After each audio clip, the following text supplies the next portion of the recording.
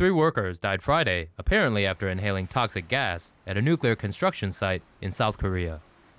Nitrogen gas that leaked from an underground cable in an auxiliary building is believed to have killed the 3 workers. When people breathe in an asphyxiant gas such as nitrogen, they exhale carbon dioxide without resupplying oxygen. Because nitrogen is colorless, odorless, and tasteless, people often detect little to no abnormal sensation as oxygen levels within the body fall. This causes asphyxiation without the painful feeling of suffocation.